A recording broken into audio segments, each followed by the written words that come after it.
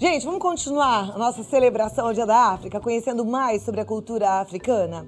Você sabe que eu falei ainda há pouco, antes de mostrar a matéria, que a gente tem uma lei onde essa cultura deve ser difundida nas escolas brasileiras, né? Mas a gente, da nossa geração, não teve o privilégio de conhecer.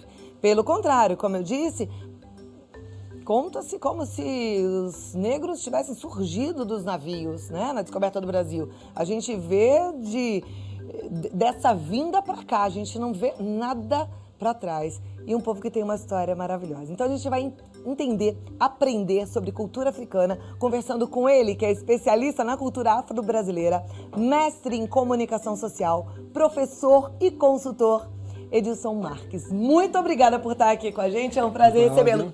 Seja bem-vindo, viu, Edilson? Agradeço. Vamos sentar ali. Se você quiser mandar pergunta, se você quer mandar uma consideração, a sua colaboração, no nosso WhatsApp 011 99 440 6296. Ótimo. Falar de história da África, né? É meu tema que eu prefiro e adoro esse tema. Muito bom. Viu? A África tem uma história que foi esquecida por muito tempo. Tem. Acho que a primeira coisa, Cláudia, é lembrar o que significa o nome África. Que acho que a maior parte das pessoas não sabe. Quando a gente olha, por exemplo, na língua portuguesa, a gente pega assim, por exemplo, eu estou afônico, estou sem voz. Ah, eu sou analfabeto, não tenho alfabetização. Então, o A significa sem. E friquê é frio. Então, África significa não frio. Uau! Quente. Então, as pessoas que nasceram no continente africano, que têm descendência africana, trazem consigo as marcas do clima quente. Então, por exemplo, os lábios. Os lábios da população negra têm essa camada de gordura que é justamente para você poder ter uma variação de clima. Por exemplo, quem está no Saara, que é um lugar também africano, você tem durante o dia uma temperatura muito alta, mas à noite a temperatura cai. Então, ó, você passa saliva nos lábios, os lábios não racham. A narina, ela é mais aberta porque o clima é quente, então precisa respirar e o ar precisa chegar a 33 graus no aparelho respiratório. Os olhos é um óculos escuro, preparado para os raios solares. E o cabelo, ele é carapinha, porque ele é enroladinho, porque o vento passa e mantém o cérebro assim arejado. E a língua da população negra, né, do povo africano e também da onde tem clima quente, é aberta, né? Por exemplo, em Yorubá, que é uma língua da Nigéria, é uá, uá, uá, emimimo. Você pode abrir a boca para falar. E quando essa população migra para os lugares frios, a primeira coisa que acontece, a língua. A língua que quer falar eu te amo em francês, né? Je t'aime, né? Como que fichudo.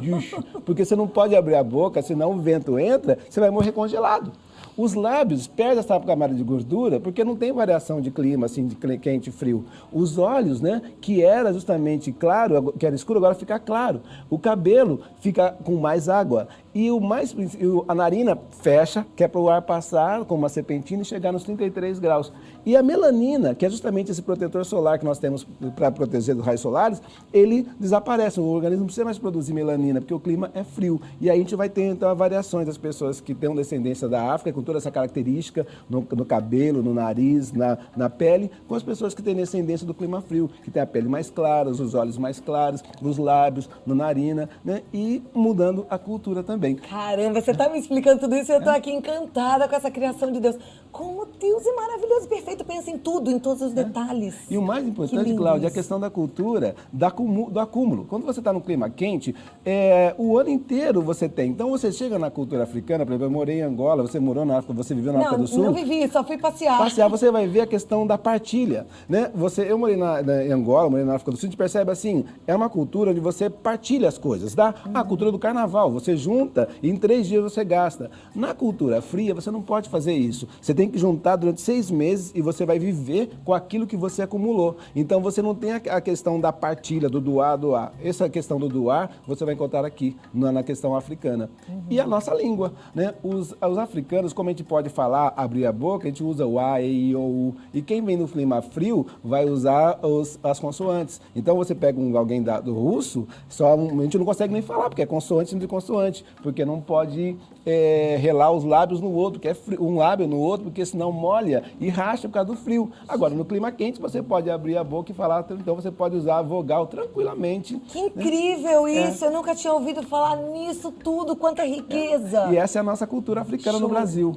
Não? Isso é muito bacana. Agora, a África é um continente, um continente com vários países, né, etnias diferentes. Vamos falar um pouquinho disso. Olha, o legal da história da África é que a gente associa muito a questão da África como se eles viessem num navio negreiros e surgiram ali.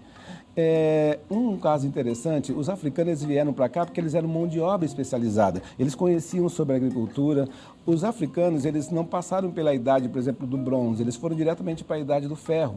Por exemplo, a Etiópia e os egípcios, eles usavam a navegação. Os egípcios eram um país africano, negro, né? Os faraós do Egito, eles eram mais escuros do que eu. Só que quando a gente vai ver nas novelas, nos filmes, né? Eles passam como se fosse um clima frio, mas o Egito é um país quente da África, né? Então eles têm a contribuição na medicina. Cleópatra era negra? Sim, né? Eles têm a contribuição na medicina, né? Falta contribuição nas navegações, só que a gente não vê isso nas escolas, né? E é interessante as etnias. A gente pensa que etnia, Cláudia, é cor da pele negra, mas não. Etnia é um povo que tem uma língua, tem uma cultura e tem uma terra. Em Angola, onde eu vivi, tem mais de 20 etnias, são mais de 20 línguas. Cada língua é uma etnia, né? E então, essas etnias que vão vir para o Brasil, cada um com a sua cultura, né? Cada um com o seu modo de ser. E aqui no Brasil, aí juntou todas essas etnias diferentes, né? E a gente vai ter essa nossa população brasileira aqui. A gente tem fotos, né? Vamos colocar algumas fotos. Olha que linda. Olha lá, essa etnia aqui, ó, aí é Mucubaji. Essa população é de Angola, né? Pode perceber o tom das cores, o azul, né? E também é interessante que essa é uma língua, né? A língua Mucubal, e que fala-se em Angola, né? Tudo muito colorido, né? Isso, aí é Mumuíla, né? Essas Mumuílas são também, elas vivem na província da Huila, em Angola. Olha as cores que usam e a tradição, elas usam, né, no cabelo, né, para manter a pele, manter a hidratação do cabelo, eles usam barro e no pescoço, muita adereços, né? Também aí uma mulher Mumuíla, né? Linda, na hein? província da Huila, em Angola, né? Muito linda essa população. E os adereços, né? Hoje eu coloquei a calça mais colorida que eu tinha para homenageá-los. Opa, que Mas ótimo. ontem eu tava com uma blusa bem parecida com aquela laranja com preto ali que a gente mostrou. E esse colorido da África, isso tem a ver com o clima quente? Sim, uma das características do clima quente, Cláudia, é que a população é mais sensível a estímulos, né? Por exemplo, quem está no clima frio, é difícil se alegrar. Fica com cor cinza. Por exemplo, a gente vê em São Paulo, quando o dia não está cinza, a gente não fica down.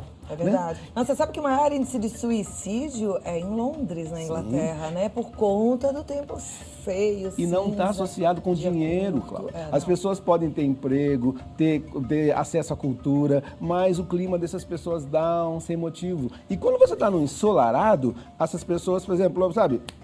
É outra alegria, né? Então, as cores refletem nas cores, nas minhas roupas. Edilson, e essas roupas, elas têm um símbolo? Eu vi até na matéria do museu os vestidos, aquele formato, o turbante, as rendas. Cada roupa simboliza alguma coisa ou não? Sim, na cultura africana, o tecido é uma coisa muito importante. Porque o tecido, ele conta uma história.